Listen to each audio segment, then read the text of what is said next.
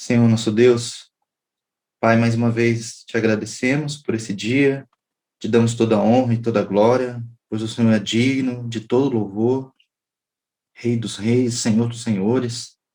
Te agradecemos pelo privilégio de estarmos mais um dia na tua presença, te agradecemos porque o Senhor nos permitiu ter, Senhor, uma noite de descanso e estamos aqui agora. Senhor, nós te agradecemos pela tua misericórdia, que é infinita. E agora nós te pedimos, Pai, que o Senhor nos abençoe, para que mais uma vez a tua palavra entre no nosso coração, que o Senhor nos conduza em todo esse período que estivermos aqui, nos dá sabedoria e graça, abre o nosso entendimento para as verdades da tua palavra, e que possamos sair dessa reunião transformados mais uma vez, Senhor, mais convictos daquilo que o Senhor quer para nós, em relação ao nosso chamado, nosso propósito. Nós te pedimos a tua bênção, em nome de Jesus. Amém. Vamos lá, então, vamos compartilhar a tela aqui. Esse é o nosso tema de hoje, então. Vamos falar sobre descobrir o nosso propósito. E nós vamos falar sobre o tema dons. E esse tema é muito curioso, porque a maioria das pessoas, quando a gente fala sobre dons, as pessoas vão sempre pensar em um tipo de dom. E eu já vou dizer para vocês que não é sobre esses que a gente vai falar. Pelo menos a maioria das pessoas vai, talvez, aqui ser surpreendida, porque a gente tem um conceito sobre dons que a gente aprende, e isso é comum, e que não é o conceito todo, tá? Então, o nosso objetivo hoje é falar sobre isso e entender como isso tem a ver com o nosso propósito, nosso chamado. E eu quero já adiantar algo aqui. Todos nós, sem exceção, temos um propósito. Todos nós, sem exceção. Eu, você, Deus nos fez por uma razão específica. E eu vou mostrar isso na Bíblia para vocês. E a gente pode contribuir mais ou menos com esse propósito, e isso é algo que a gente fala muito de agora em diante. E vocês vão me ouvir falando sobre isso de agora em diante em todas as reuniões, todas. Porque a gente precisa compreender que a gente pode cooperar com Deus ou não, naquilo que Ele tem designado para cada um de nós. O texto que a gente vai ler é Romanos 12. Esse eu vou pôr na tela, porque esse daqui é importante que todo mundo leia. Tem gente que às vezes não abre a Bíblia quando eu peço, então dessa vez eu vou pôr ele na tela aqui. Vamos ler aqui então, Romanos 12, esse é o verso 1 ao 5, diz assim, ó. Portanto, irmãos, rogo-lhes pelas misericórdias de Deus, que se ofereçam em sacrifício vivo, santo e agradável. A quem? A Deus.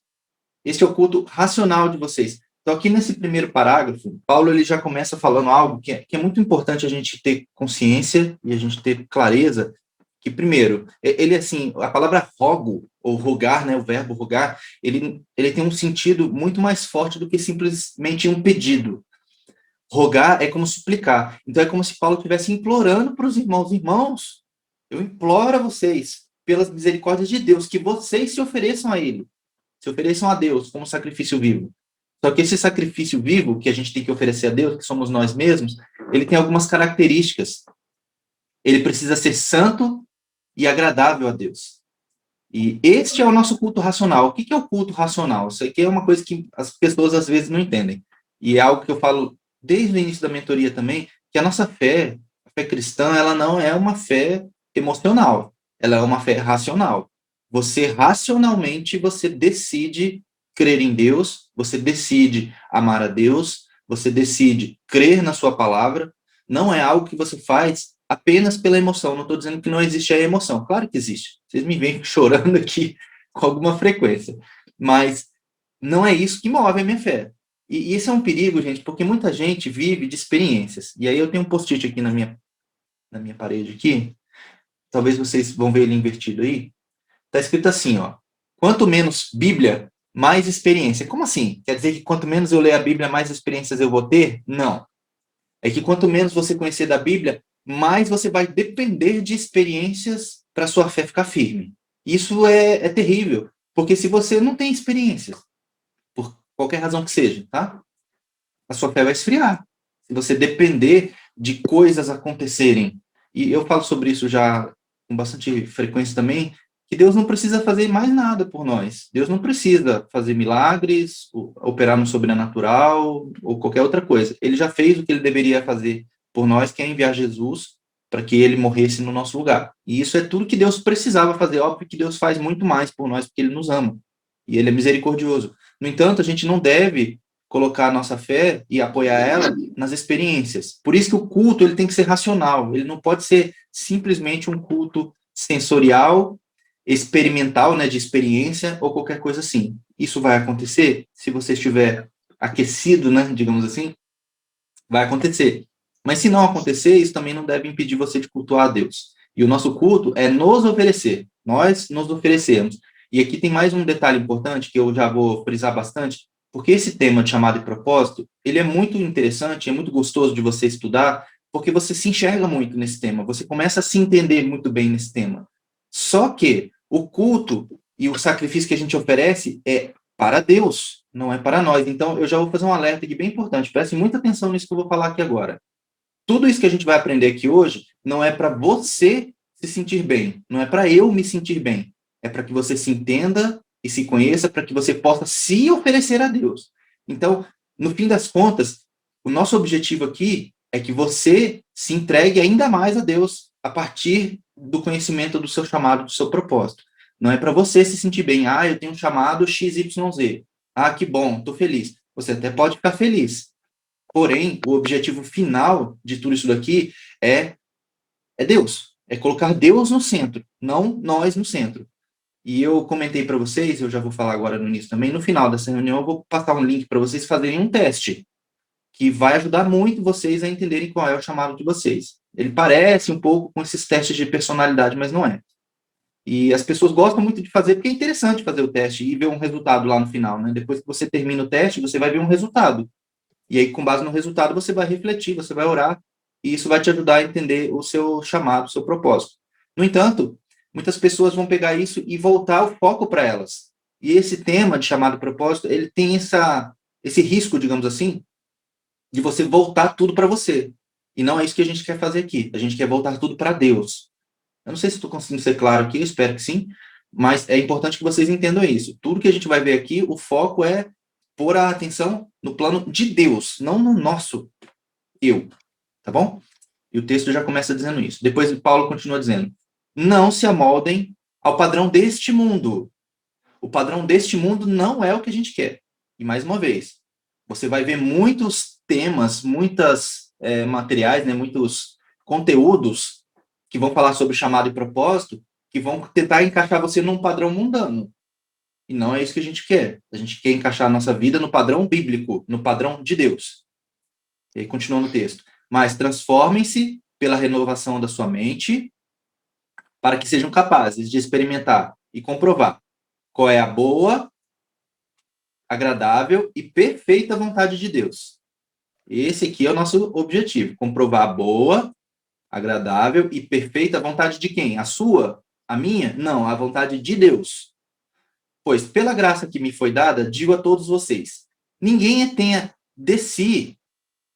Olha como Paulo está falando para você não colocar atenção em você. Ninguém tenha de si mesmo um conceito mais elevado do que deve ter. Então, tire o foco de você.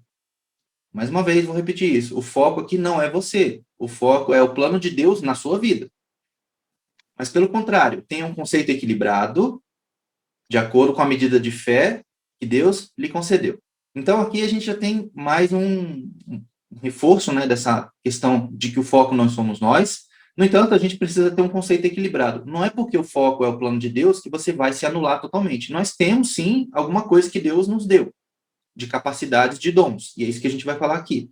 E a gente precisa valorizar isso. No entanto, a gente não pode ter um conceito exagerado a respeito de nós mesmos. Eu já vou falar uma coisa aqui para vocês. Por exemplo, para vocês entenderem isso que eu estou tentando explicar aqui. Eu tenho um dom para o ensino. Eu tenho clareza sobre isso. E eu não sei se, para vocês, o meu mover nesse dom, né, do ensino, atrapalha ou ajuda, eu não sei se está indo bem. A gente fez até uma pergunta num dos questionários, né, como é que estava aí a didática do facilitador, que sou eu. A maioria de vocês disse que estava boa. Eu acredito que esse é o meu dom. É um dom para ensino. Tem pessoas que têm dom para outras coisas. E assim, eu preciso compreender que eu tenho esse dom. E eu preciso não só exercitá-lo, eu preciso aperfeiçoá-lo. Por isso que eu estudo, por isso que eu estou sempre reciclando, estou sempre lendo a Bíblia, estou sempre pesquisando material novo e novos temas e aprofundando e tudo mais, porque eu preciso ter um conceito equilibrado. Não é porque eu entendi que eu tenho um dom para ensino que eu vou pegar e vou ficar tranquilo agora. Não, eu estou tranquilo, eu sou muito bom nisso que eu faço, Deus me deu um dom e está tudo certo. Não, não é assim. O conceito que a gente tem que ter de nós mesmos precisa ser equilibrado. Você precisa crer que Deus te deu algo para que você faça algo para Ele, mas também você precisa entender que isso vem de Deus, isso não é seu. Por último aqui. Aí Paulo começa a falar algo que é muito, muito importante. Muito. Assim, cada um de nós tem um corpo com muitos membros. E esses membros não exercem todos a mesma função. Assim também em Cristo, nós, agora Paulo está falando no plural, nós, que somos muitos, formamos um corpo. E cada membro está ligado a todos os outros. O texto continua, a gente vai continuar lendo esse texto durante a reunião de hoje, mas aqui é importante a gente entender também que os dons que Deus nos deu é para que a gente funcione dentro de um corpo. Você não vai funcionar no seu dom isolado. Isso é importante você entender. Você não vai funcionar isolado dos demais. Os dons que Deus nos deu é para que a gente atue como corpo. Isso é muito, muito relevante. Tá? E eu vou tentar explorar isso melhor daqui em diante. Então, essa é a nossa primeira fala aqui, essa introdução sobre esse tema. E é muito importante que a gente tenha clareza sobre isso para que a gente vá até o fim desse tema. A gente vai ter mais uma reunião na semana que vem sobre esse tema de chamado e propósito. Então, é importante que a gente vá até o fim desse tema, entendendo que tudo que Deus nos dá de capacitações, de habilidades, de dons, tem um objetivo que é voltarmos para o plano dele nas nossas vidas. E não é nada que a gente vai pegar e usar só para nós. É óbvio que a gente tem os benefícios também disso nas nossas vidas. No entanto, o propósito principal é dar glória a Deus, é cumprir o chamado dele, o plano dele nas nossas vidas. Tá bom? Essa introdução aqui. Vamos agora falar sobre alguns outros temas que têm a ver, e eu gosto muito de começar falando sobre isso aqui, ó. Deus nos formou. Você é do jeito que você é, porque Deus te fez assim. E eu vou tentar explorar isso melhor durante a reunião, mas é importante que desde agora você já entenda. Porque muita gente, quando a gente vai falar sobre esse tema de dons, ou até antes disso, né, durante o decorrer aqui da mentoria, a gente já vai ouvindo as pessoas falar que às vezes não entende muito bem por que, que eu sou assim, por que, que as coisas acontecem assim comigo e tudo mais. E é importante a gente compreender que Deus nos fez do jeito que a gente é. Isso não quer dizer que os nossos defeitos, a gente tem que conviver com eles e não tem que trabalhá-los, não. A gente tem sim que corrigir as nossas falhas, aperfeiçoar aquilo que a gente tem de deficiência. No entanto, as características que Deus deu a todos nós é a vontade dele nas nossas vidas. E é esse texto aqui, do Salmo 139, que é um salmo muito bonito, vale a pena ler ele inteiro, se você não conhece, mas é muito, muito, muito legal esse salmo. É Davi falando como Deus, de forma maravilhosa, conduz a vida dele. Ele fala do Senhor, tu me sondas, me conheces, conheces o meu levantar e o meu deitar, e assim, assim por diante, né? Esse é um salmo bem, bem famoso.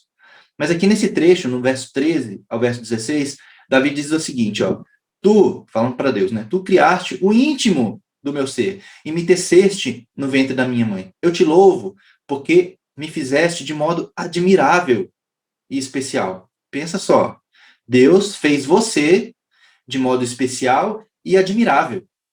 Isso daqui não tem a ver apenas com a questão da concepção do ser humano, né? Do embrião que vai se desenvolvendo e tudo mais, que isso por si só é fantástico, né? Eu não sei se vocês conhecem um pouco desse processo, como é, né? Mas é incrível como que a partir de um embrião, todas as células do corpo se formam. Tudo que você tem no seu corpo, cabelo, ossos, pele, sangue, tudo vem de um embrião que é um negocinho de nada. Quem tem filho e acompanhou, né, a gestação, os ultrassons e tudo mais, eu lembro bem quando eu tive meu primeiro filho, o primeiro ultrassom que a gente foi fazer para confirmar a gravidez ainda não era nem considerado feto, né? Considerado embrião ainda. Você olhava assim no ultrassom, era uma bolinha. Só que aquela bolinha já tinha até um coração batendo. Você pensa assim, cara, como que pode? E isso por si só é admirável, é fantástico. Mas não é disso que Davi estava falando, até porque Davi não conhecia esse processo. Eles não tinham ainda ciência, tecnologia para isso, né? Mas Davi estava falando que assim, é admirável o que Deus faz. As tuas obras são maravilhosas. Disso tenho plena certeza. Meus ossos não estavam escondidos de ti, quando em secreto fui formado e entretecido como nas profundezas da terra. Davi está falando aqui justamente do ventre materno e tudo mais, né? E olha só isso aqui, ó, agora aqui é o detalhe, ó, os teus olhos viram o meu embrião todos os dias, determinados para mim, foram escritos no teu livro antes de qualquer deles existir. E aqui é o que a gente precisa pegar. Todos os seus dias, os meus dias, já estão escritos. Não quer dizer que a gente não tem livre-arbítrio. É bem o contrário, né? Deus, isso é um tema até um pouco complexo da gente falar, mas eu preciso tentar explicar isso para vocês para fazer sentido essa minha fala aqui. Não quer dizer que a gente não tem liberdade de escolher como a gente vai viver a nossa vida. É claro que a gente tem. Mas Deus, ele é um ser que está totalmente acima de tudo que a gente conhece, né? Deus é infinito. E Deus, ele não está limitado ao nosso tempo, ao cronos, né? O tempo cronológico. O tempo de Deus é o kairos, né? Que a gente estuda, quando a gente faz teologia, a gente estuda sobre isso. Deus é como se ele pudesse passear pelo tempo. Ele já sabe como que vai terminar a nossa história, mas isso não quer dizer que ele nos controla em tudo que a gente faz. Eu não sei se vocês conseguem entender isso, tá?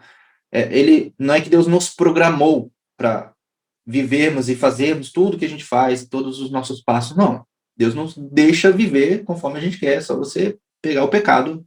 Deus deixou Adão e Eva viverem, até porque Deus, se ele fosse criar pessoas que ele controla plenamente, ele estaria criando um monte de robôs, né? Não é isso que Deus quer, porque isso não permite que o amor exista. Porque o amor precisa ser livre, ele precisa ser espontâneo, senão ele não é amor, né? Então, o que esse texto diz é que Deus já conhece o nosso início e o nosso fim, todos os nossos passos já estão lá registrados, porque Deus, ele, como se ele passeasse pelo tempo, ele já foi andando para o futuro e já viu tudo que você fez e já escreveu, e está lá escrito. E Deus tem um plano para todos nós. Deus escreve uma história para todos nós. E todos nós temos um propósito aqui. Todos nós temos um propósito. Eu não sei se isso faz sentido para vocês, isso que eu estou falando, tá? Mas os nossos dias já estão escritos aqui. Deus já desenhou um caminho para você. É como, eu gosto de pensar como se fosse um roteiro. Deus já sabe o começo, o meio e o fim. E Deus planejou algo para você, na sua caminhada, na sua jornada. E entender isso faz toda a diferença na nossa vida, porque aí a vida começa a fazer um sentido muito, muito diferente. Muito diferente. Quando você compreende que você tem esse sentido para você e que você consegue enxergar esse sentido, é óbvio que isso não vem assim, eu já sei todos os passos que eu vou dar. Não, isso vem com o tempo. Semana que vem eu vou contar um pouco mais da minha história. Como é que eu cheguei aqui onde eu estou agora falando com você. Então, participe da semana que vem para você conhecer essa história. É algo fantástico que Deus fez na minha vida. Mas é muito claro, pelo menos para mim, fica muito claro que todo esse roteiro que Deus escreveu para mim, falando pessoalmente, eu posso contribuir com ele ou não. Eu posso andar nesse roteiro ou não. E lá no final do livro do Apocalipse, fala que serão abertos os livros e o livro da vida. Tem várias interpretações para isso, mas eu entendo que os livros que serão abertos são os livros que contam a nossa história. E ele vai ser comparado com o livro que Deus escreveu. Esse livro aqui. E a gente fala muito sobre isso no decorrer da mentoria, então não quero antecipar muito esse tema aqui. Mas enfim, outro texto que comprova isso, ó. Jeremias 1:5. Isso aqui é o chamado do profeta Jeremias. O texto diz: antes de formá-lo no ventre, eu o escolhi. Antes de você nascer, eu o separei e o designei profeta às nações. Então, o propósito que Deus tem para nós, ele está designado, está separado antes mesmo da gente nascer. Antes da gente nascer. Então, Deus já tem um propósito para cada um de nós. Aqui é o chamado específico para Jeremias. O chamado dele era para profeta. E se vocês lerem o livro de Jeremias, aqui no início, Jeremias ele está argumentando com Deus, assim como Moisés ficou argumentando: Senhor, eu não tenho capacidade. Quem sou eu para ser profeta para Israel? E aí Deus fala para Jeremias: não diga isso, não fala assim, porque eu separei, designei profeta para as nações. Deus, inclusive, deu para Jeremias a abrangência do ministério dele. O ministério dele era o ministério para as nações.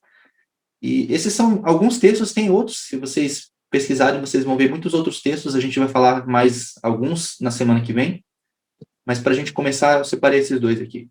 Continuando. Para que Deus nos formou? Isso aqui é muito importante a gente entender também. Deus nos fez do jeito que a gente é, Deus escreveu os nossos dias num livro, o propósito de Deus nas nossas vidas já está designado antes mesmo da gente nascer, e para que tudo isso? E aí o texto de Efésios 2 é um texto muito famoso, muita gente conhece ele, mas muita gente não lê ele inteiro. Essa questão dos versículos na Bíblia, como eu falei na semana passada, a Bíblia originalmente, né, os textos não tem separação por versículo e por capítulo. Eram textos corridos. E isso, às vezes, é muito prejudicial, e eu vou dar um exemplo aqui agora para vocês. Esse texto de Efésios 2 diz assim, ó, esse é bem famoso, né? Pela graça vocês são salvos, mediante a fé. E isto não vem de vocês, é dom de Deus. Não de obras, para que ninguém se glorie. E aqui a gente para. Esse aqui é o verso 9. É o 9, tá? Esse é Efésios 8, Efésios 2, 8 e 9. Pela graça vocês são salvos, pela fé, mediante a fé, não vem de vocês, é dom de Deus, não de obras, para que ninguém se glorie. E para aí. Todo mundo, quando se lê esse texto, para aqui. Ou todo mundo não, mas a maioria, né? Porque esse é o texto que a gente normalmente usa para comprovar de que a salvação não depende de nós, não é pelo que a gente faz que a gente é salvo, é pela graça, é pela fé. Até aí está tudo certo. No entanto, o texto não acaba aí. Paulo ele continua desenvolvendo a ideia dele no verso seguinte, que é o verso 10, que é esse aqui, ó. Porque somos criação de Deus, realizada em Cristo Jesus, para quê? Para fazermos boas obras, as quais Deus preparou de antemão, Deus preparou antes, para que nós as praticássemos. Isso aqui é muito importante a gente entender. Por que que você foi salvo? Porque você precisa fazer alguma coisa. Você tem boas obras, que Deus preparou para você realizar de antemão. Então é importante você entender, você não está aqui por acaso. Eu sempre digo o seguinte, se você ainda está vivo, é porque você ainda tem alguma coisa para realizar. Tem alguma coisa ainda nesse livro que Deus escreveu que você ainda precisa realizar. Óbvio que você pode contribuir com ele ou não. Você pode colaborar, cooperar com Deus ou não. Aí a escolha é sua e cada um vai prestar contas depois. Mas todos nós temos boas obras para realizar. Nós somos salvos pela graça, não é pelas obras, mas é para as obras. Você consegue entender a diferença? Não é pelo que a gente faz que a gente é salvo. Mas quando a gente é salvo, Deus espera que a resposta que a gente dê a Ele é que a gente queira servi-lo. E a gente falou isso na nossa reunião sobre o Evangelho. A resposta que a gente tem que dar a Deus é gratidão pela redenção, pelo resgate. E, em função disso, Deus espera que a gente realize o quê? Boas obras. Que obras? Aí eu não sei, aí cada um tem as suas para realizar. No entanto, Deus preparou de antemão. Já está determinado, digamos assim, o que Deus espera de você. Se você vai realizar ou não, aí é por sua conta. Outro texto aqui, ó, João 15:8. Jesus dizendo sobre essa questão, né? Meu Pai é glorificado pelo fato de vocês, discípulos, darem muito fruto, e assim serão meus discípulos. Quanto fruto Deus espera de nós? Muito. Não é pouco, é muito fruto. E aí o texto, mais para frente, né, no mesmo capítulo, continua. Jesus dizendo assim, ó, vocês não me escolheram, mas eu os escolhi. Para quê? Para irem e darem fruto. Mas que tipo de fruto? É fruto que permaneça, a fim de que o Pai lhe conceda o que pedirem em meu nome. Então, aqui a gente tem muita coisa, né, para pensar. Primeiro, a gente sabe que Deus preparou boas obras para a gente realizar. Deus espera que a gente dê muito fruto, e é fruto que permaneça. Então a gente precisa buscar isso, gente. A gente precisa querer realizar algo para Deus, porque é o que Deus espera de nós.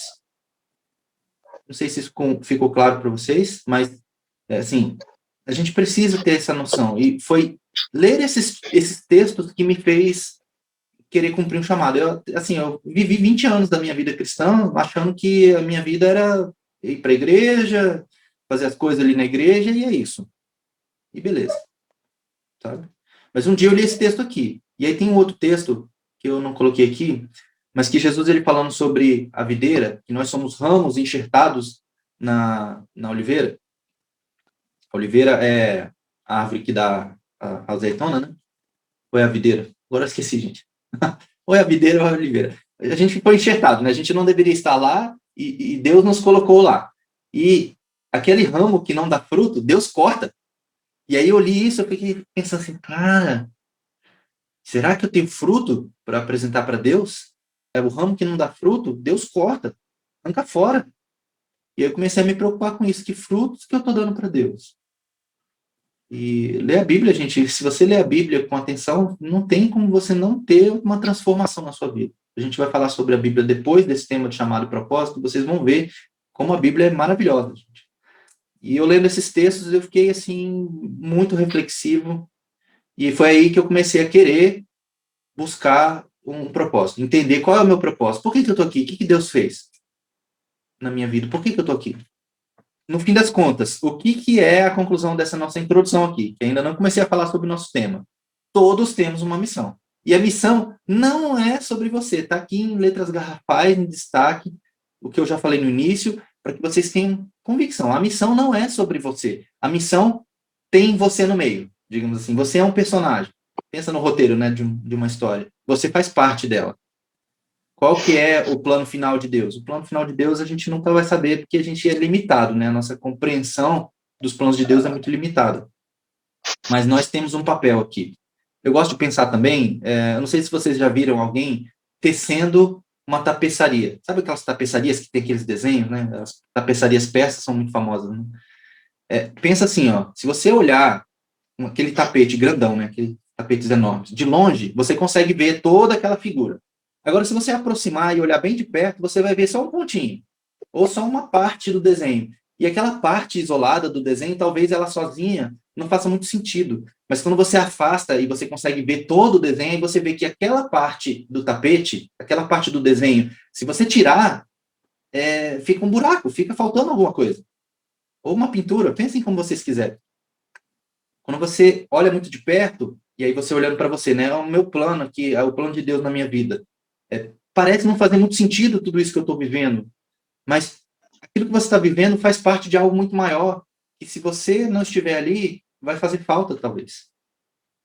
E a gente vai falar muito sobre isso ainda. Mas é importante a gente entender que todos nós temos uma missão. Todos nós temos uma missão que é comum a todos, que é pregar o evangelho. Essa é comum a todos. Tá? Todos nós recebemos um chamado de ir e pregar o evangelho, ir e fazer discípulos. Foi a missão que Jesus deu antes de subir aos céus. E todos nós temos essa missão como discípulos de Jesus. Agora, dentro dessa grande missão, que é a grande comissão, que a gente chama, cada um tem um papel. E isso é importante. Você sabe qual é a sua missão? Você sabe como cumpri-la? E o questionário que vocês responderam deixou muito claro que vocês, a maioria de vocês, não tem ainda uma convicção sobre qual é o propósito de vocês. Alguns disseram que tem, eu espero que isso seja reforçado aqui agora, mas a maioria não sabe. E o que a gente quer aqui é dar subsídios, dar ferramentas para que vocês entendam isso. Tá? Então, agora eu vou falar um pouco sobre ferramentas. Essa primeira parte da minha fala aqui sobre as ferramentas, vocês não vão encontrar isso desse jeito que eu vou falar na Bíblia, mas a gente consegue fazer um link com o ensino bíblico também. Tá? Então, primeira coisa que eu quero falar existe um método ou uma ferramenta chamada SHAPE, que vem de um livro, que é um livro chamado Uma Vida com Propósitos. É um livro que eu recomendo, quem quiser comprar. Não é um livro caro, uns R$ 20, tá? Mas é um livro muito bom para quem está nessa fase da vida, talvez, de não entender bem qual é o meu propósito, por que eu estou aqui. O autor do livro, se chama Rick Warren, ele se propôs a tentar ajudar as pessoas nesse dilema existencial, né? E é a pergunta que ninguém sabe responder. Por que estamos aqui? Os filósofos tentam responder, os cientistas tentam responder, e a resposta a gente sabe que ela está na Bíblia. Estamos aqui porque Deus nos formou para que fizéssemos alguma coisa. Mas, enfim, ele tenta ajudar com esse método ou essa ferramenta que ele chama de shape. Shape é a palavra forma em inglês, tá? Então, cada letra da palavra shape tem um significado. E aí a gente vai tentar aqui ajudar vocês com o primeiro item, a letra S, que é S de spiritual gifts, que são os dons espirituais. É essa parte que a gente vai tratar aqui hoje. Então, aqui a gente tem bastante embasamento bíblico. Daqui para baixo, nem tanto. Mas também faz muito sentido, tá? Faz muito sentido. Então, a Spiritual Gifts eu não vou explicar agora, vou explicar daqui a pouco, então eu vou falar sobre os outros, tá? Então, para você entender qual que é o seu propósito, você pode, se quiser usar essa ferramenta, você pode fazer essa avaliação, essa análise pessoal de quais são os seus interesses. O H aqui é de heart, que é coração em inglês. Quais são os seus interesses? Quais são suas paixões, seus desejos? Essas coisas que são fortes dentro de você, você gosta muito de fazer determinadas coisas. Isso pode ter a ver com o teu chamado, com o teu propósito. Porque, como a gente falou, Deus fez cada um de um jeito. Então, vou dar um exemplo, tá? Eu sempre dou esse exemplo porque é algo que eu acho que tem gente que tem realmente dom para isso. Por exemplo, tem gente que gosta muito de crianças. E a paixão dela é cuidar de crianças. Então, é um talvez aqui mesmo, tá? O teu chamado tem a ver com isso, com crianças. Tem gente que talvez tem um interesse muito grande por ensino, por exemplo, como eu. Gosto de dar aula, gosto de ensinar, sempre gostei. E talvez tenha a ver com o teu chamado também. Então, seus interesses, aquelas coisas que você gosta, que são desejos insistentes, persistentes dentro de você, pode ter a ver com o teu chamado. Então, você vai fazer uma análise pessoal e você vai procurar entender isso. O que, que eu gosto realmente de fazer? E aqui não estamos falando de lazer, tá, gente? Tem lazer, todo mundo gosta de muita coisa. Nós estamos falando mais de atividades produtivas, né? Coisas que têm a ver com produzir alguma coisa, ou com profissão, ou qualquer coisa do tipo, tá? Não necessariamente você trabalha com o que você realmente gosta, né? Isso é uma coisa que a gente vive normalmente, né? A gente não necessariamente trabalha com o que a gente ama de fazer, mas, enfim, faça essa análise para você entender. Será que tem algo que eu realmente gosto de fazer, que eu tenho uma paixão muito grande por fazer? Pode ter a ver com o teu chamado. O A aqui da palavra shape é abilities, que são as habilidades. Tem coisas que você é naturalmente muito bom para fazer. Vou dar um exemplo. Tem gente que é muito bom com cálculo, por exemplo. Tem gente que tem uma facilidade para fazer conta que sim, é incrível. Tem gente que sofre muito. Isso pode ter a ver com o teu chamado. Pode ter. Estou dando exemplos aqui, tá bom? Tem gente que vai ter uma habilidade muito grande com pessoas, para lidar com pessoas. Tem gente que tem uma facilidade muito grande de se relacionar com as pessoas. Pode ser que isso tenha a ver com o teu chamado. O P aqui é de personalidade, né? Personality. A sua personalidade, se você é introvertido, extrovertido, se você fala muito, fala pouco, se você é tímido ou se você não é, enfim, a sua personalidade provavelmente tem uma relação com o teu chamado, com o teu propósito. E a última letra aqui é as experiências, aquilo que você vivenciou até aqui, considerando que Deus, ele foi quem escreveu o livro da sua vida, digamos assim, e as experiências que você viveu, Deus permitiu você viver, elas podem ter a ver, sim, com o teu chamado, com o teu propósito. Então, quando eu comecei a querer entender um chamado, um propósito, e eu usei esse método aqui, me ajudou muito. Então, é por isso que eu recomendo. A palavra essa aqui a gente já vai explorar ela bastante agora, mas os outros aqui você consegue fazer uma análise independente da Bíblia.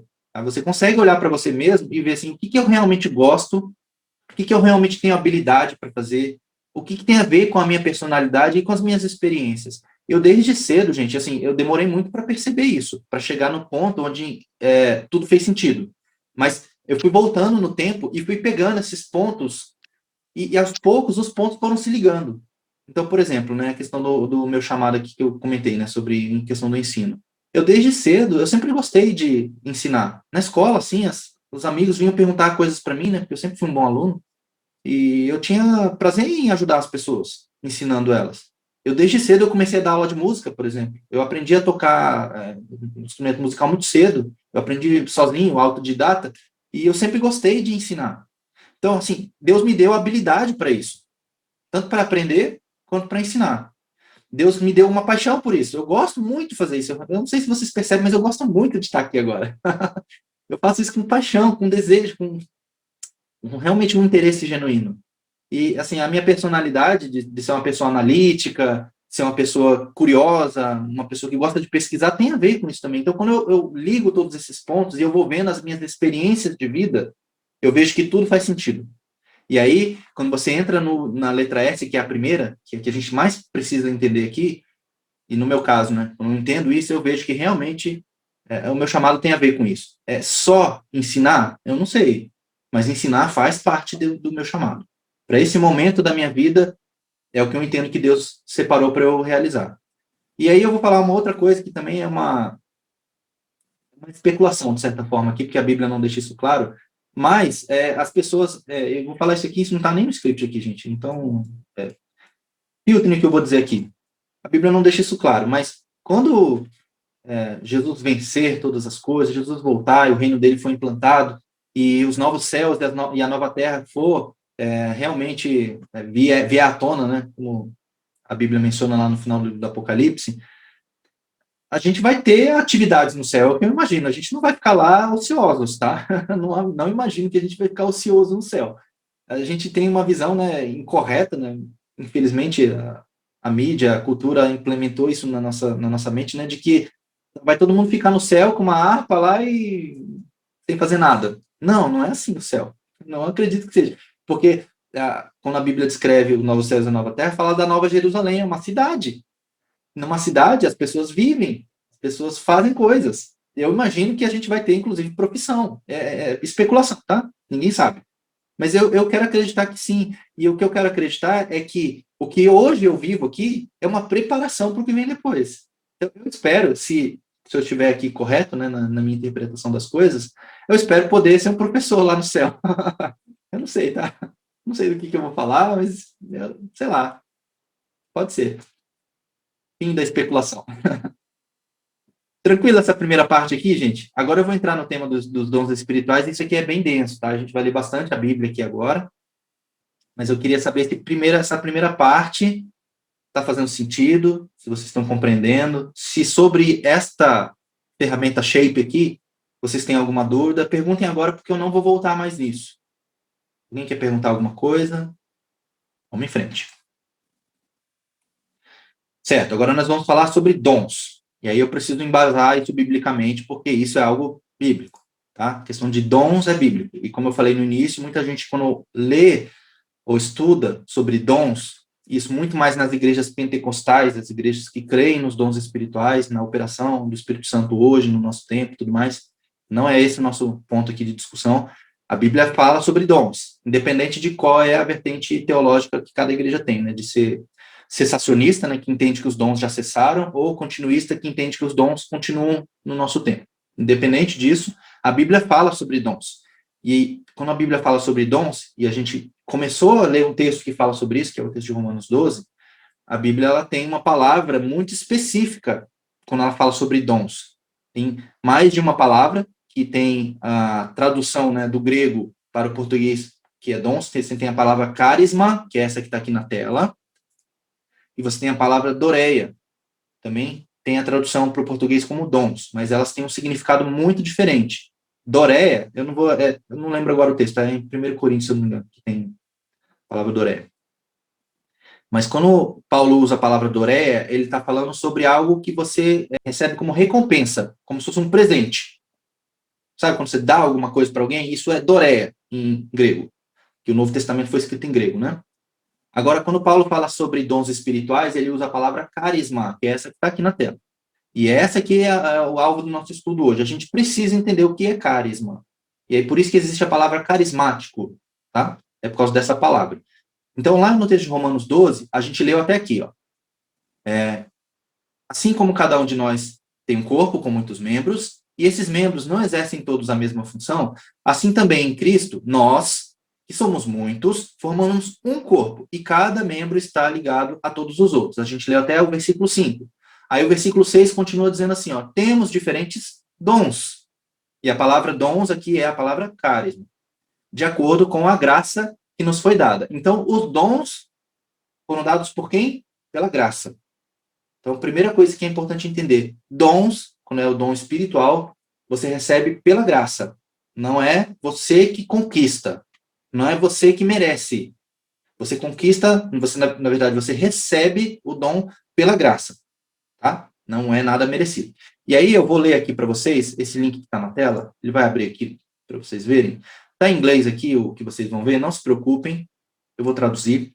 Isso daqui é o grego interlinear. O que é o grego interlinear? São as palavras em grego, junto com o texto em inglês, aqui no caso, e aqui tem uma coisa chamada Léxico de Strong. Tá? Essa página aqui, que é uma página de estudo bíblico, ela tem aqui as palavras gregas, essas letrinhas estranhas aqui, né? Esse aqui é o idioma grego. Aqui embaixo tem as palavras em inglês, e aqui em cima você tem um número. Não sei se vocês conseguem ver, deixa eu dar um zoom na tela aqui. Esses números aqui são os números do léxico. O que é o léxico? Tá? O léxico é o conjunto de palavras do idioma grego. E cada palavra tem um significado. Quando Paulo fala sobre dons, é a palavra gifts em inglês. Mas no grego é a palavra carisma ou carismata, né? É o termo 5.486 do léxico, tá? Quando você clica aqui, ele vai abrir aqui, ó, a palavra carisma. E aí vai ter o que significa a palavra, tá? Tem como pronuncia, tudo mais aqui, tá? E a definição curta da palavra é favor não merecido, graça.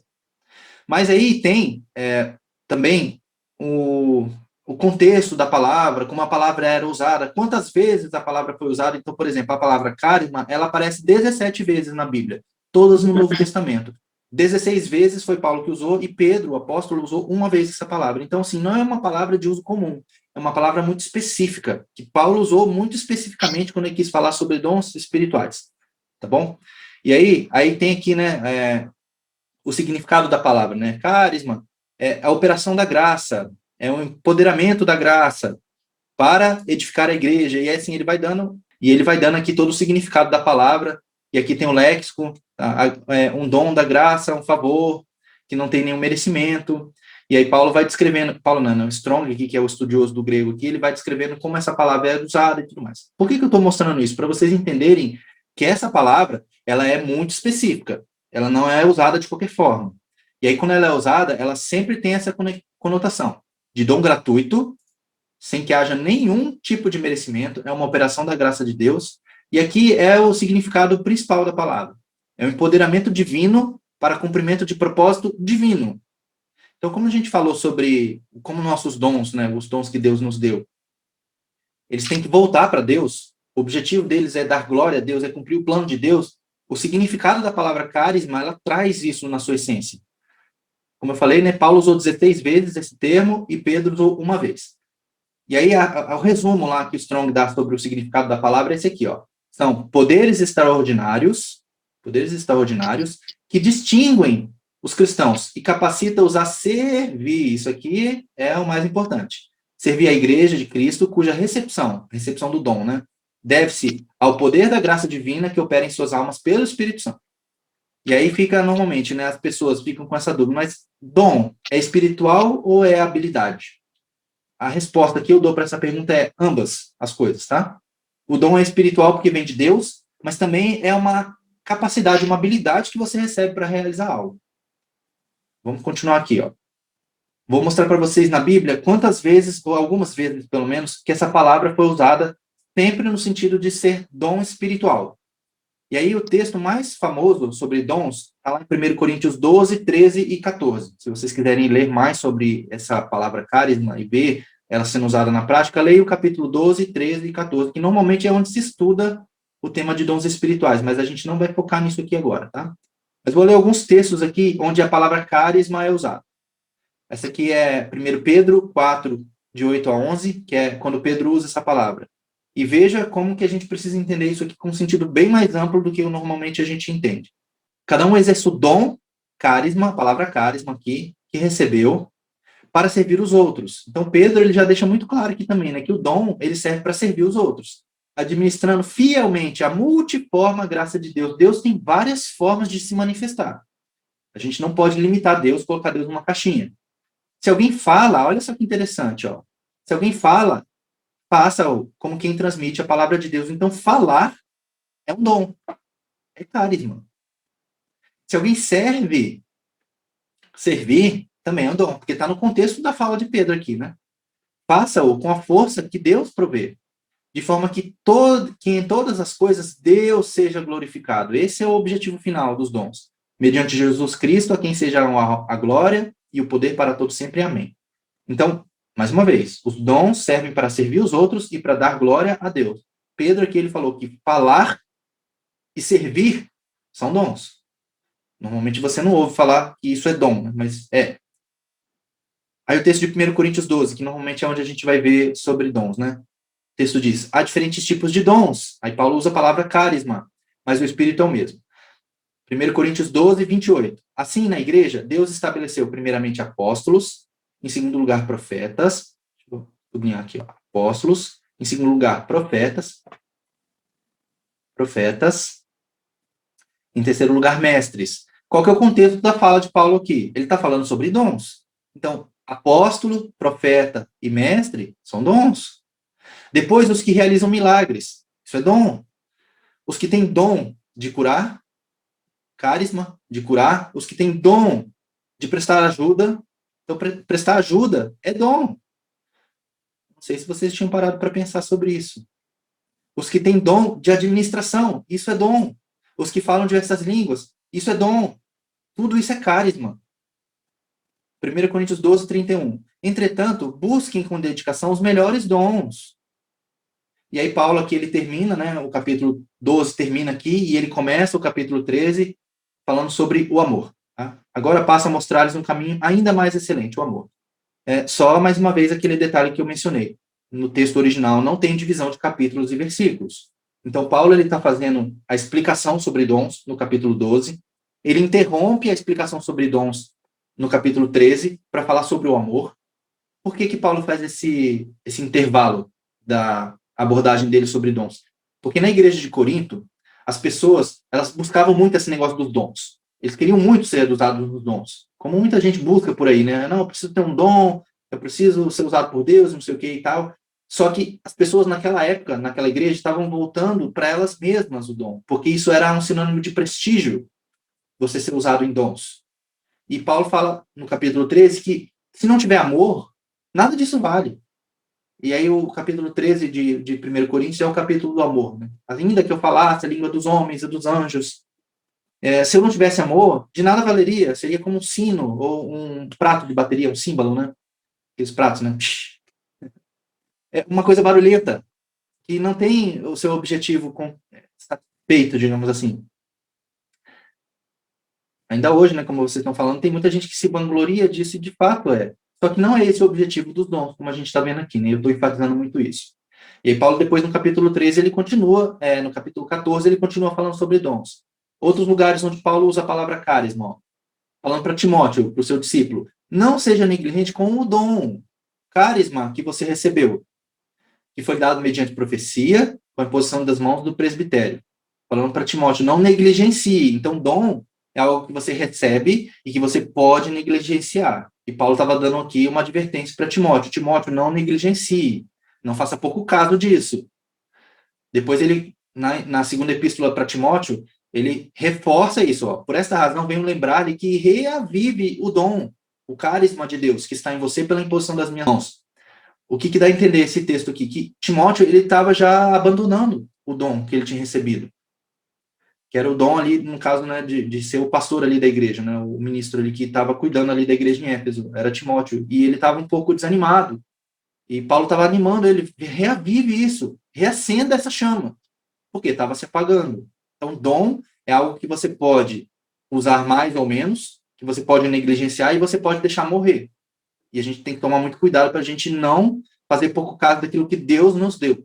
Nós vamos prestar conta depois. Aqui em Romanos 11, 29, Paulo diz, pois os dons e o chamado de Deus são irrevogáveis. Não revoga. O último texto que eu vou ler aqui, são 17, né? Não vou ler os 17 textos aqui. O último texto é esse que a gente já leu aqui, né? Temos diferentes dons de acordo com a graça que nos foi dada. Então, eu não sei se está claro para vocês que a palavra carisma, ela tem um sentido muito especial.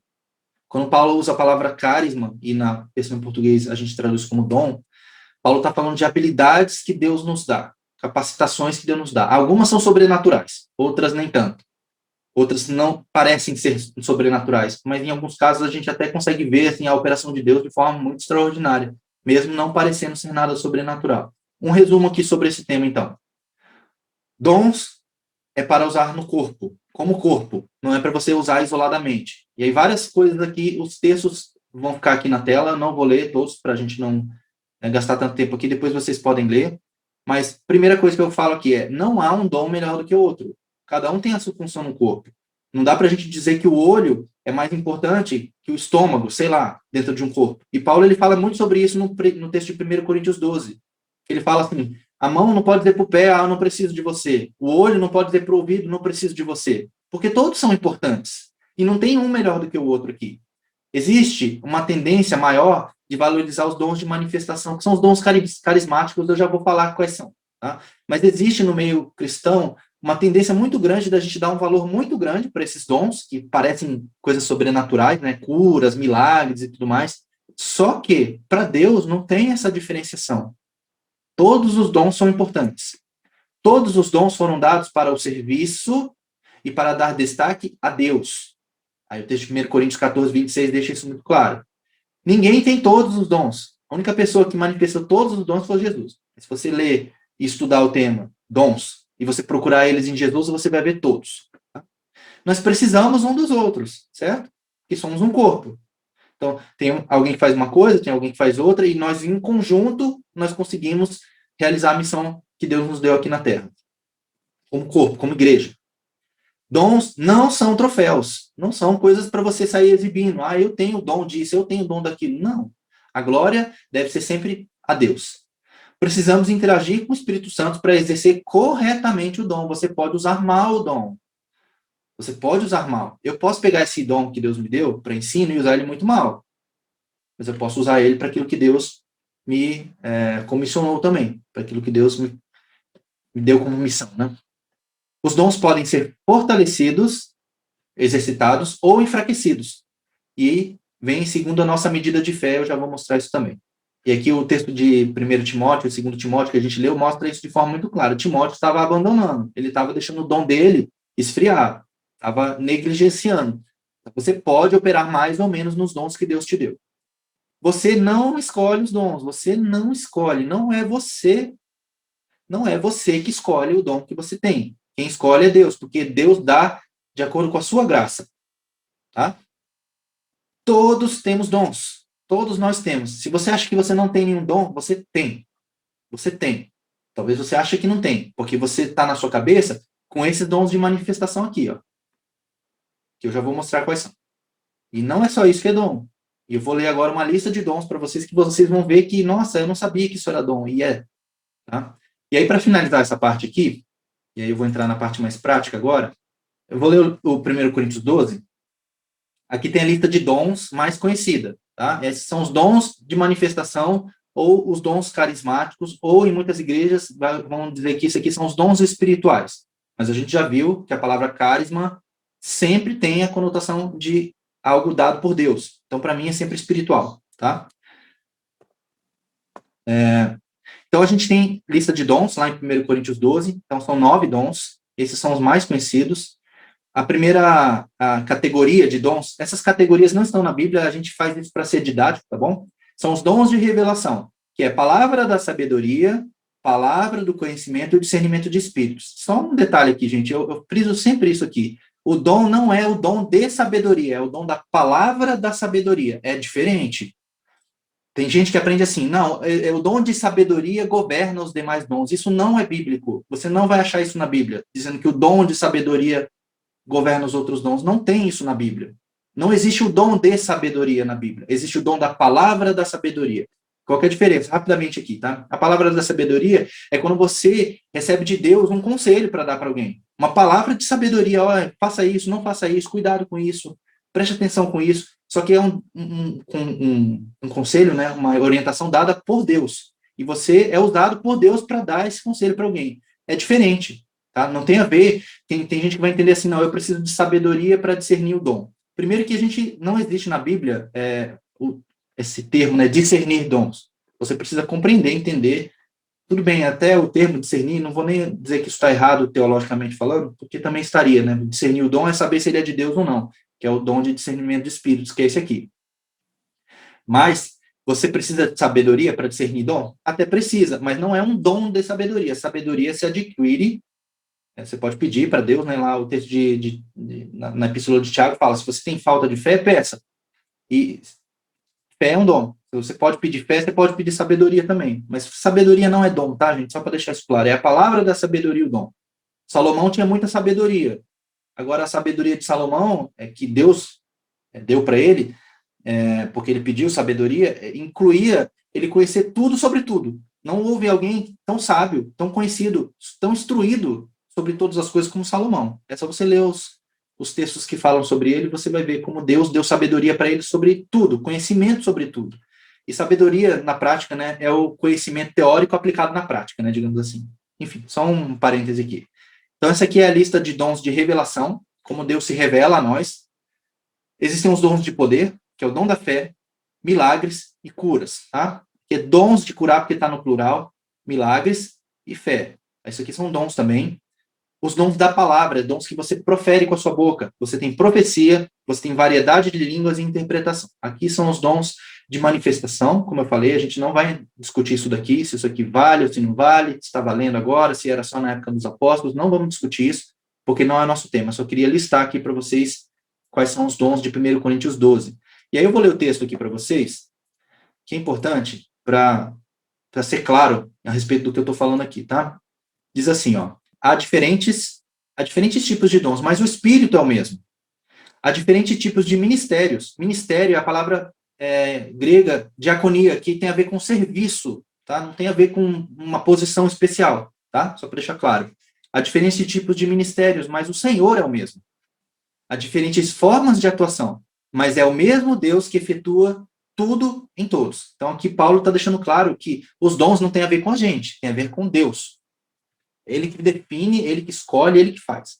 A cada um, porém, é dada a manifestação do Espírito visando o quê? O bem comum. Os dons são para servir. Pelo Espírito, a um é dada a palavra de sabedoria, como eu acabei de falar. Não é a sabedoria ou o dom de sabedoria, é a palavra de sabedoria. A outro, a palavra de conhecimento. Pelo mesmo Espírito, a outro, fé. Pelo mesmo Espírito, a outro, dons de cura. Pelo único Espírito, a outro, poder para operar milagres. A outro, profecia. A outro, discernimento de espíritos. A outro, variedade de línguas. E ainda a outro, interpretação de línguas. Todas essas coisas, porém, são realizadas pelo mesmo e único Espírito. E ele as distribui individualmente a cada um conforme quer. Eu falei lá atrás, né? Você não escolhe os dons. Todos temos dons. Esses aqui, não. Esses aqui, não. Talvez você não tenha nenhum desses. Mas não são só esses dons que são mencionados na Bíblia. Mas todos temos dons. E quem escolhe o dom que você tem não é você. É o Espírito Santo, tá? E aí agora, quais são os outros dons, então, já que não são esses? Aí a gente vai ler o texto de Romanos 12 que a gente começou a ler e a gente parou. E aqui tem a segunda lista importante de dons, tá? Que eles são chamados dons redentivos, dons motivacionais ou dons vocacionais. Qualquer um desses três nomes está certo, tá bom? A gente normalmente chama de dom redentivo porque a gente escolheu chamar assim, tá bom? Não tem nenhum motivo especial. Mas tanto faz o nome, motivacional, redentivo, vocacional. E o texto diz assim, ó, temos diferentes dons, e aqui é a palavra carisma também. Assim como lá em 1 Coríntios 12, os dons de cura, interpretação, sabedoria, a palavra conhecimento, tudo é carisma, aqui também é carisma, tá bom? Temos diferentes dons de acordo com a graça que nos foi dada. Se alguém tem o dom de profetizar, use-o na proporção da sua fé. Se o seu dom é servir, sirva. Se é ensinar, ensine. Se é dar ânimo, que assim se faça. Se é contribuir, que contribua generosamente. Se é exercer liderança, que exerça com zelo. Se é mostrar misericórdia, que o faça com alegria. Aqui a gente tem mais 7 dons, que talvez você não conhecia. E é dom.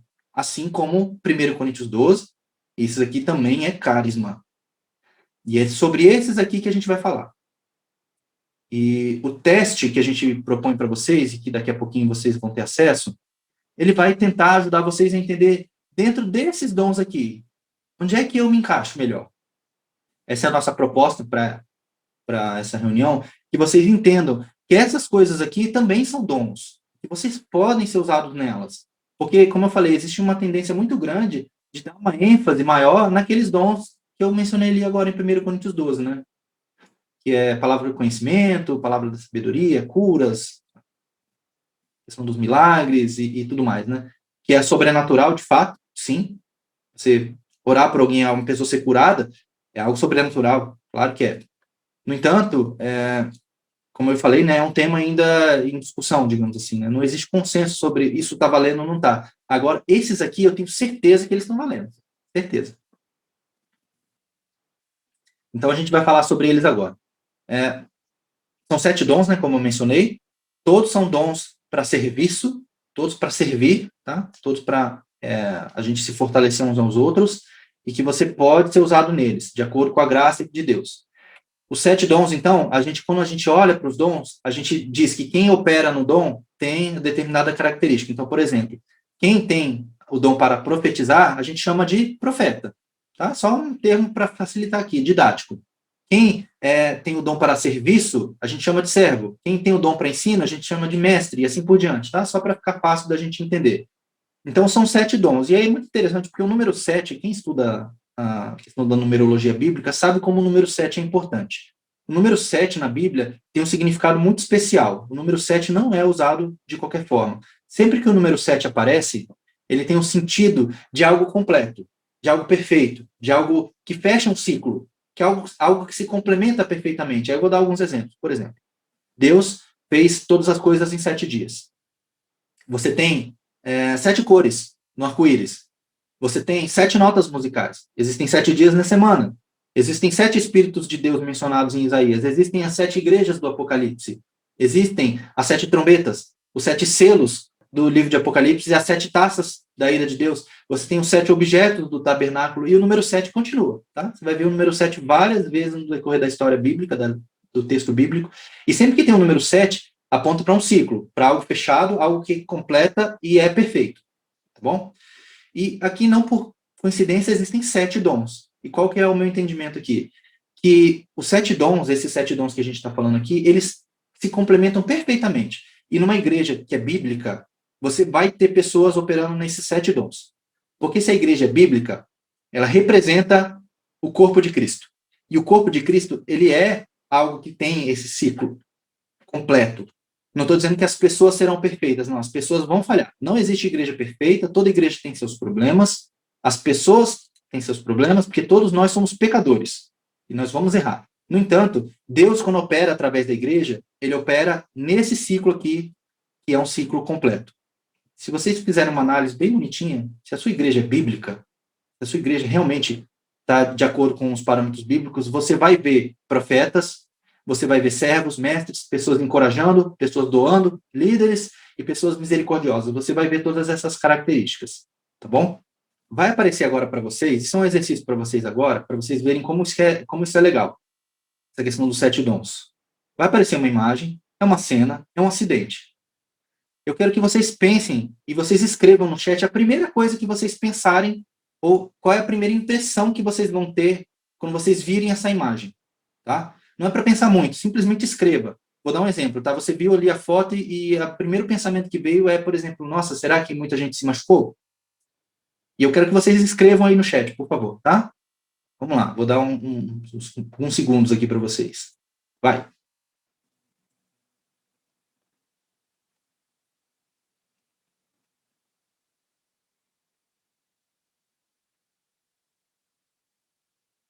Tá, é um acidente, eu sei, mas qual que é a impressão que você tem desse acidente?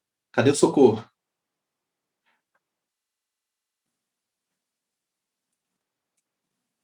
Que mais? Pessoas para ajudar. Cadê? Polícia. Por que aconteceu? Acidente grave. Livramento. Coitados. Que mais, gente? Vamos lá. Dor. Quantos morreram sem Cristo? O que levou a acontecer?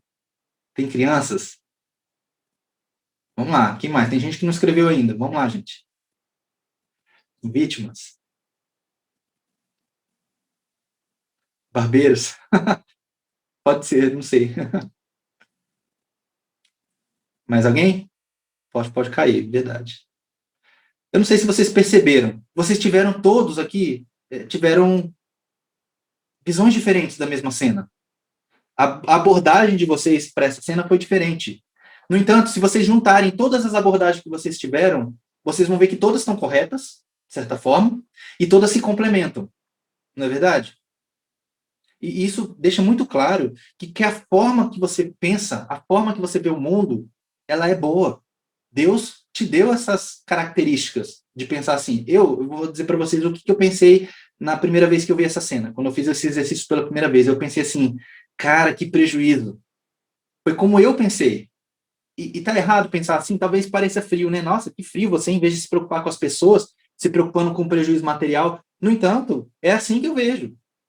Agora, pega essa minha forma de pensar, que não tá errado, porque de fato, né? É um prejuízo ali, né? O carro tá estragado, o ônibus tá estragado, o poste tá estragado, as pessoas devem ter tido vários prejuízos ali. E não tá errado. Talvez seja a coisa mais importante para se pensar nesse momento, talvez não. Mas aí você pega a minha visão do prejuízo junto com a visão de alguém que pensou assim: será que tem vítimas? E outras pessoas, será que tem crianças?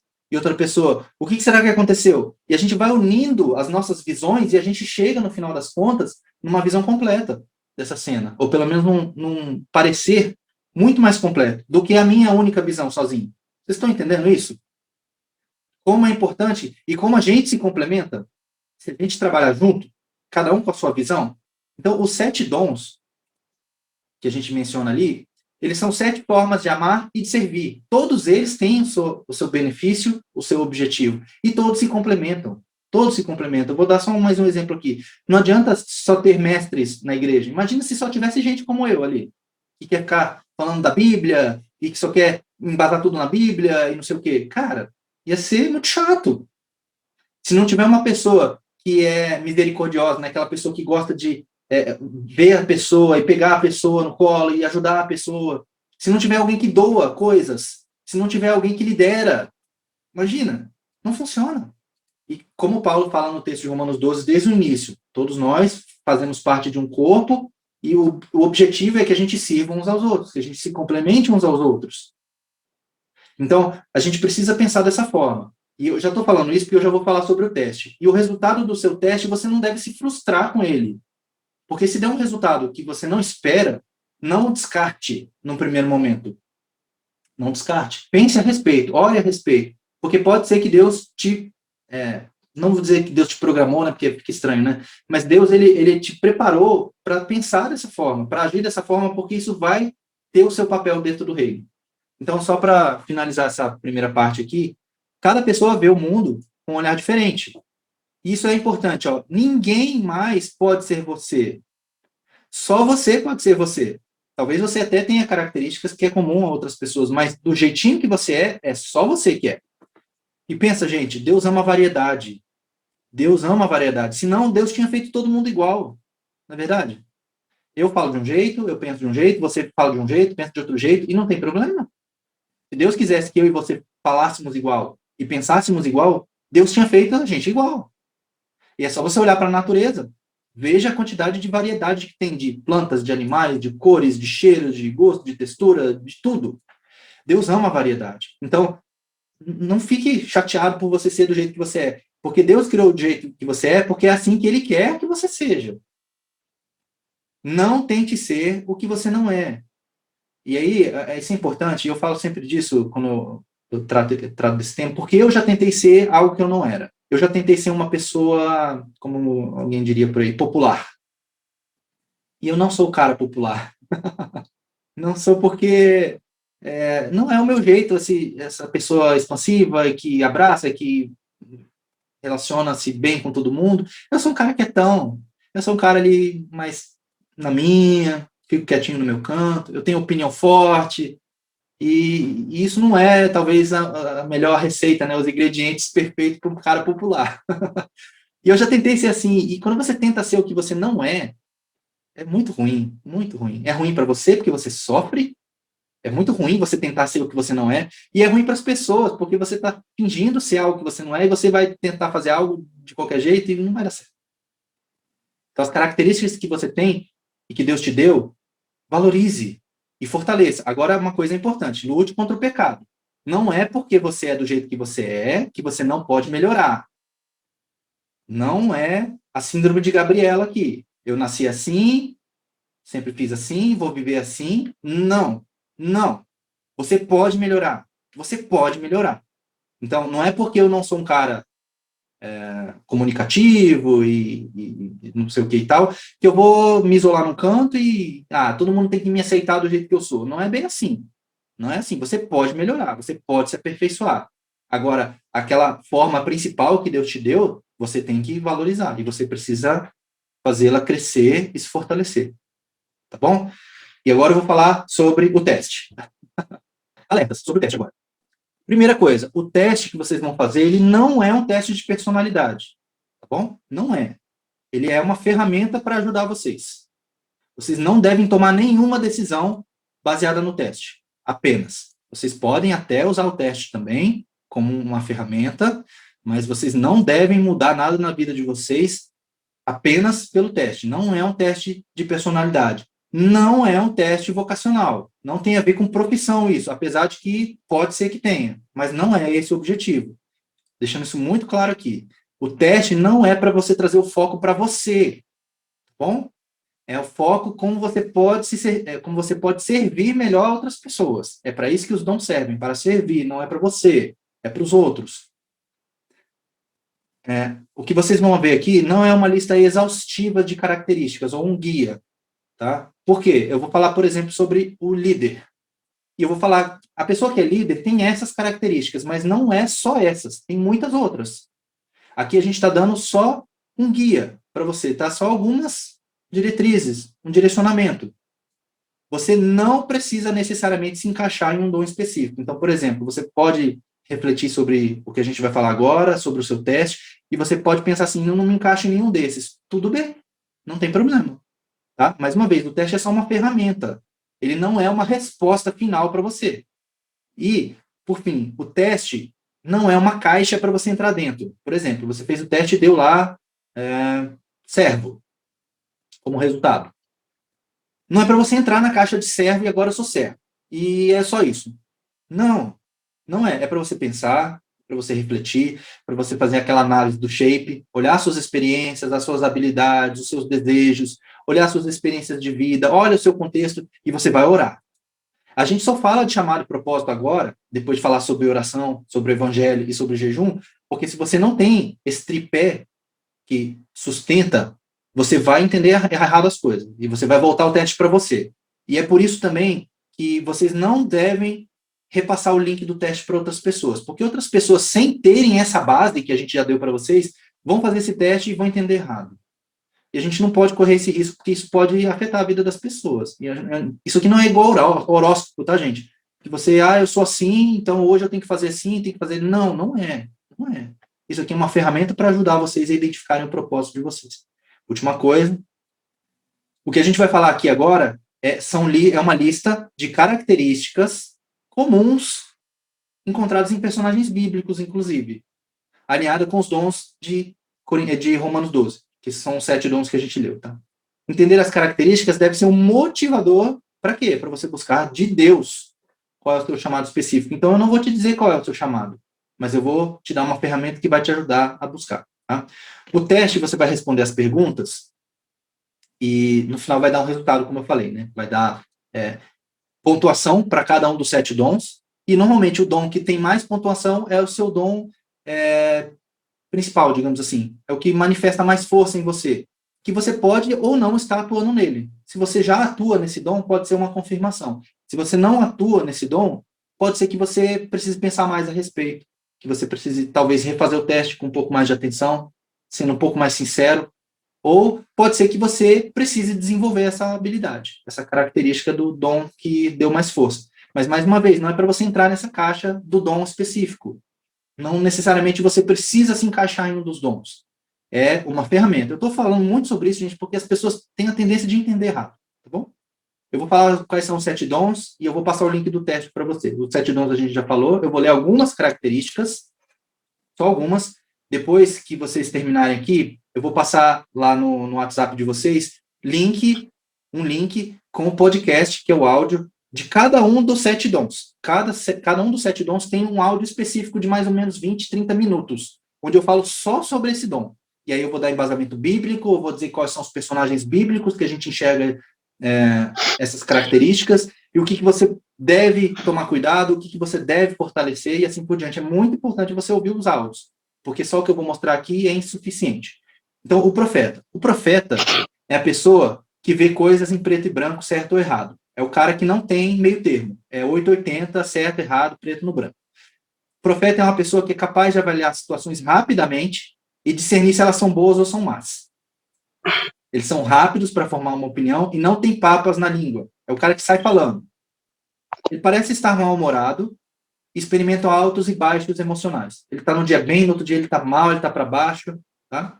Eles podem ter a tendência de serem impacientes ou encontrar dificuldades com o timing de outras pessoas, justamente porque o profeta ele consegue desenhar um cenário rápido e uma conclusão rápida. Se a pessoa é muito lenta, ele fica impaciente. E eles são bastante duros consigo mesmos e têm dificuldade, eles podem ser ruins em manter relação com os outros. Por quê? Porque o profeta ele é duro. ele é seco. Aí só você vê os profetas do Antigo Testamento, eles iam lá e batiam, né? E é assim que o profeta é. Essas são algumas características dos profetas, das pessoas que têm esse dom para profeta. Só um detalhe aqui, eu falo isso mais claramente no áudio sobre o profeta. O profeta não é a pessoa que prevê o futuro, é a pessoa que traz uma verdade da parte de Deus, que pode, inclusive, ser em relação ao futuro, mas não nesse sentido, profecia que a gente está falando, tá? Profeta é a pessoa que fala em nome de Deus, tá bom? Se você tem algumas dessas características, ou várias delas, pode ser, talvez, quem sabe, pode ser que você tenha o dom para profeta, tá bom? O servo. Os servos são pessoas práticas, tá?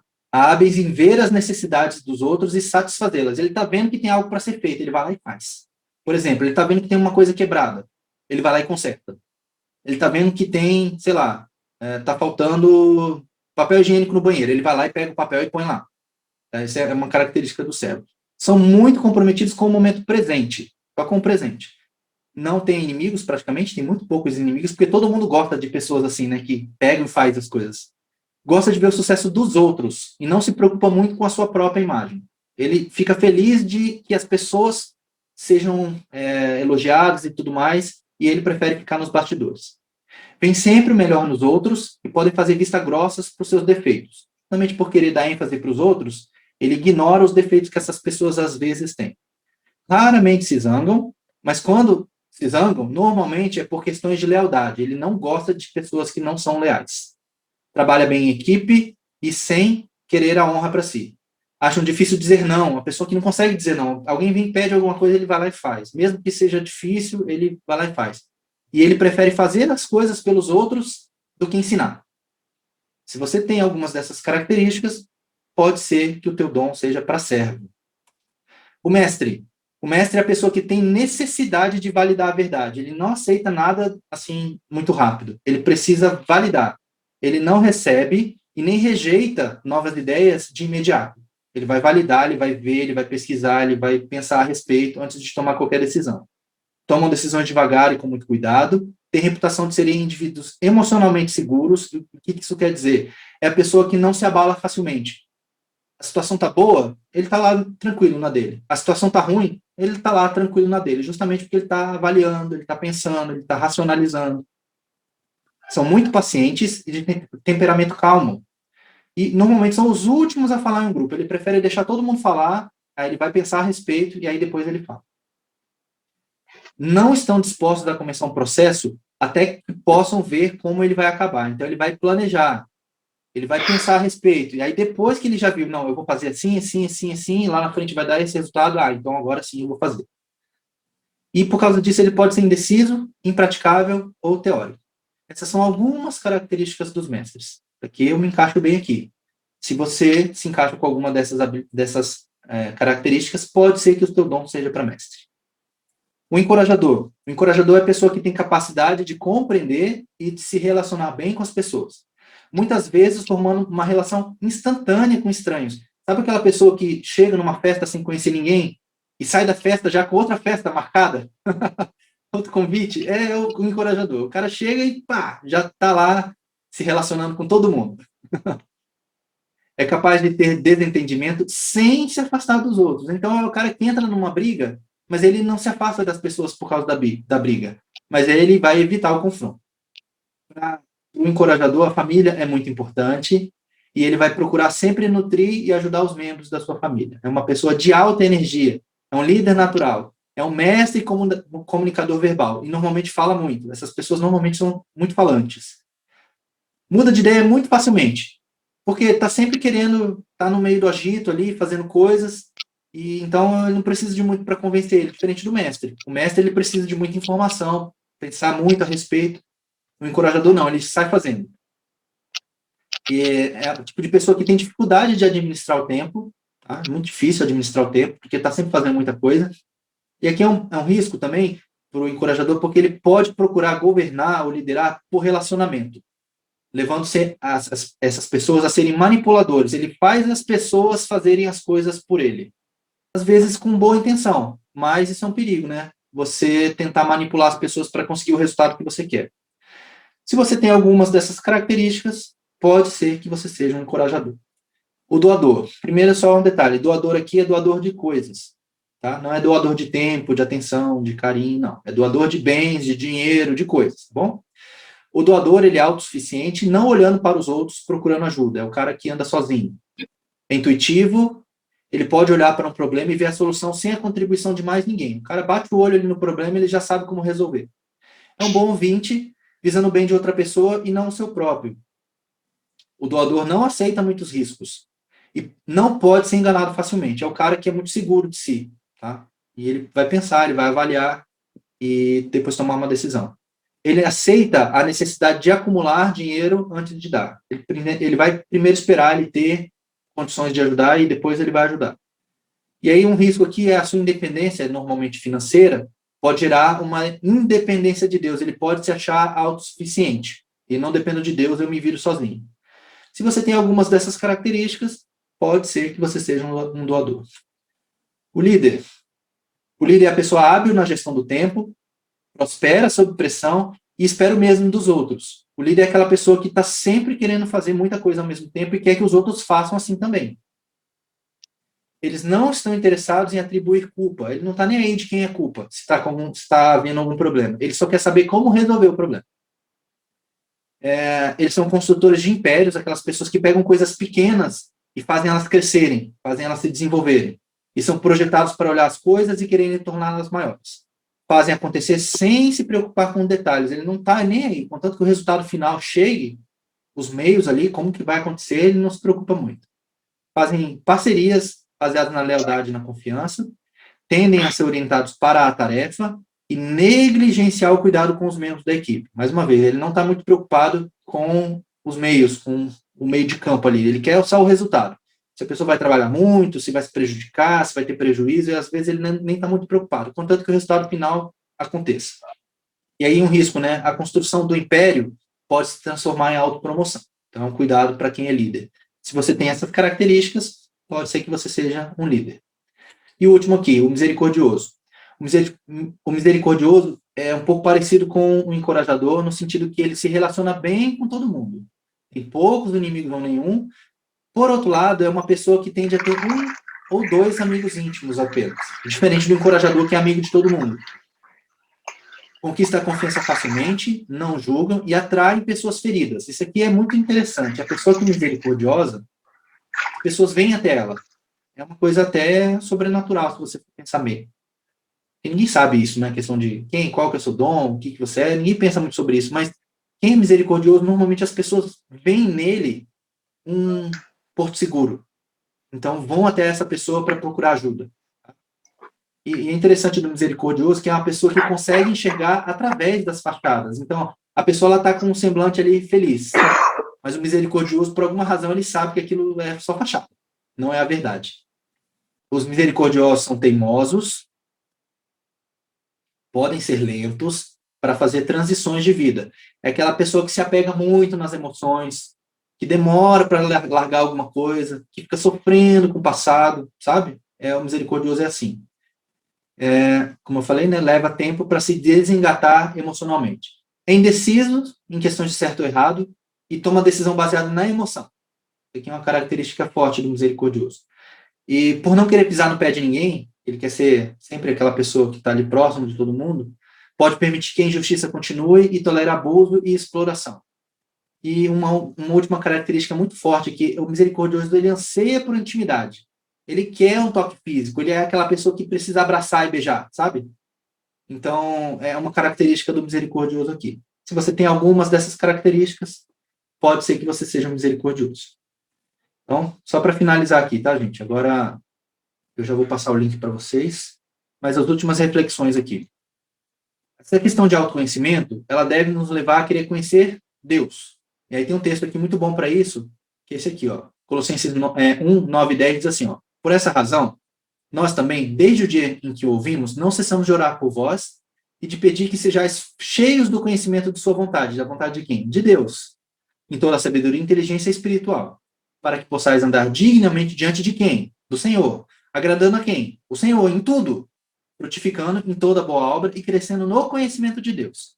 Essa aqui é a oração de Paulo pelas pessoas da igreja de Colossos. Então, que eles conhecessem a vontade de Deus no final das contas. Então, você se conhecer e você saber qual é o seu dom, deve te levar a querer conhecer mais a vontade de Deus. E aí tem o Salmo 139, o mesmo salmo que a gente já leu, né? Um trechinho, pelo menos, diz assim, lá no verso 23 e 24, sonda, meu Deus, sondar é você procurar profundamente, né? É Davi pedindo, Senhor, sonda-me, conhece meu coração, prova e conhece os meus pensamentos, e vê se há em mim algum caminho mau e guia-me pelo caminho eterno. Você quer mergulhar em si mesmo, e esse é um risco, né, dessas abordagens, né, sobre autoconhecimento, é de você querer mergulhar em você mesmo, aquela coisa toda, é você valorizar muito você, valorizar as suas dores, os seus sentimentos. E, na verdade, o que a gente precisa é que Deus sonde o nosso coração, e Ele pesquise dentro de nós o que há de ruim, e Ele nos guie pelo caminho eterno. A gente precisa entender o que somos diante de Deus, o que os apóstolos diziam, e o que a Bíblia diz que nós somos. A gente precisa ter essa compreensão, essa clareza de quem nós somos. Aquele texto que a gente leu, né? A gente precisa ter um conceito equilibrado de nós mesmos. Isso é algo que vocês podem pesquisar durante essa semana. O que a Bíblia diz sobre nós? O que os apóstolos diziam sobre nós mesmos? Enxergar a si mesmo no reflexo do olhar de Deus. Isso aqui é uma metáfora, para a gente finalizar aqui, que é interessante. Diz que quando se você pudesse olhar, né? Pensa Deus como uma figura humana. Se você pudesse olhar muito de perto nos olhos de Deus, ou seja, como Deus olha para você, se você olhasse muito de perto, você veria o seu reflexo no olhar de Deus. E você veria como Deus te vê. E isso que é importante. Mais importante do que você se enxergar, é importante você enxergar como Deus te enxerga. Como Deus vê você. Isso é muito importante a gente pensar. E aí tem a outra reflexão aqui sobre o ouro nas mãos do ourives. Também tem o barro nas mãos do oleiro. Mas a do ouro na mão do ourives é muito interessante. Não sei se vocês conhecem como é o trabalho do ourives. O ouro, como minério precioso, ele não é bonito. Não sei se você já viu uma pepita de ouro. Ela não é bonita. Ela não brilha, ela não tem luz, ela é fosca, ela se forma, ela tem sujeira. E o ourives, quando ele vai trabalhar com ouro, todo mundo sabe que o ourives ele vai aquecer o ouro. Ele vai derreter o ouro, ele vai purificar o ouro. E quanto mais quente, melhor o ouro fica, porque a impureza do ouro é queimada e o ouro sobrevive, né? Depois, quando o ourives ele começa a trabalhar com ouro e ele faz, por exemplo, a minha aliança aqui, ela ainda está sem brilho. E aí o ourives depois ele vai começar a polir a aliança. E esse processo, tanto de purificação quanto de polimento, ele machuca o material que está sendo usado, não é? O fogo esquenta. A lixa, seja ela mais fina que for para dar o polimento, ela vai ser abrasiva. E esse processo da gente se achegar a Deus e de a gente se conhecer diante de Deus, ele é duro também, gente. Vocês vão ter que fazer reflexões que são difíceis, talvez, durante esses próximos dias. E como é que o ourives sabe que o ouro já está bom? Quando ele pega a peça que ele está trabalhando e ele olha nela e ele consegue ver o próprio reflexo. Então ele sabe que está bom. A minha aliança aqui, né? Vocês não vão conseguir ver, vai dar para ver, ela já está bem fosca já, né? Ela precisa de um polimento. Como é que eu sei que ela está boa? Quando eu olho para ela e eu consigo ver o meu próprio reflexo. E nós, se queremos realmente cumprir o nosso propósito, a gente deve querer refletir o caráter de Deus em nós. Quando nós conseguimos refletir o que é Deus nas nossas vidas, a gente está cumprindo o nosso propósito. A gente está fazendo aquilo que Deus nos fez para fazer. Então, mais do que tudo, o foco deve ser em transparecer, em refletir a imagem de Deus. Para que todas as pessoas que olhem para nós não vejam a gente, vejam Deus. Como Paulo diz, não mais vivo eu, Cristo vive em mim. E Paulo também ele vai dizer, em uma das cartas dele, ele diz assim, eu sofro dores de parto para que Cristo seja formado em vocês. Então, de tudo isso aqui, gente, conclusão é, a fala de João Batista, ele disse assim, que ele cresça e eu diminua. João Batista ele tinha um ministério ali na época dele, antes de Jesus, que era proeminente, ele tinha muitos seguidores, discípulos também. E chegou um momento que os discípulos de João Batista começaram a falar: João, ó, Jesus está batizando mais gente que você, como se fosse concorrência, né? E João falou assim: não, não tem problema, é para isso mesmo que eu vim, para que ele depois cresça e eu diminua. E depois João Batista ele morre e ele some da história. Ele cumpriu a missão dele. Ele preparou o caminho para o Messias. E é isso que a gente deve fazer. A gente não deve colocar a nossa missão como foco, mas a missão de Deus como foco. E a última coisa que eu vou falar aqui, essa frase aqui, não existe essa questão de vida secular. Muita gente vai dizer assim, eu tenho a minha vida secular e a minha vida espiritual. Isso não existe. Não existe, eu vou provar isso na Bíblia na semana que vem. Mas só para deixar essa reflexão aqui para vocês, tudo que a gente vive tem a ver com o nosso propósito. A nossa profissão, nossa forma de ver o mundo, as nossas características pessoais, tem a ver com essa forma que Deus nos deu. E que é para que a gente cumpra esse propósito, para que a gente dê glória a Deus. E aí tem essa frase do Francis Chan, que eu gosto, que diz assim, nosso maior medo não deve ser o de fracassar, mas ser bem-sucedido em algo que não importa realmente. Você ser bem-sucedido na missão errada é ser mal-sucedido. Isso é algo que eu penso muito.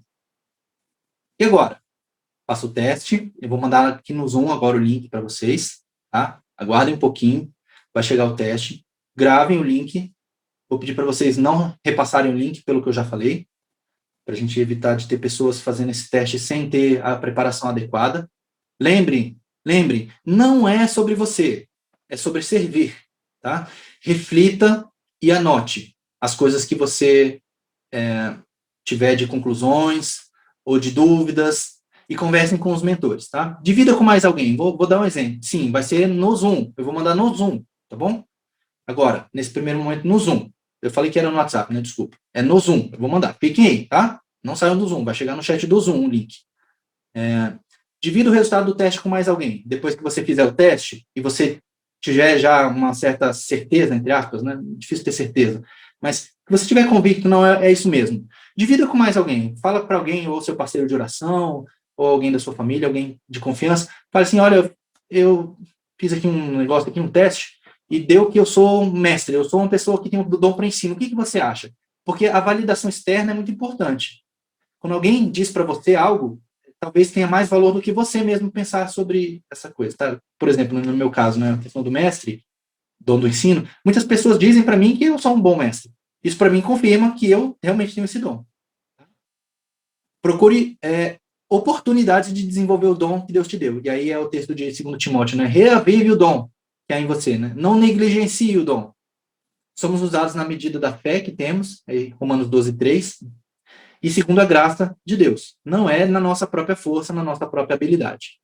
E valorize o que Deus te deu. Não querer tentar exercer um dom que você não tem.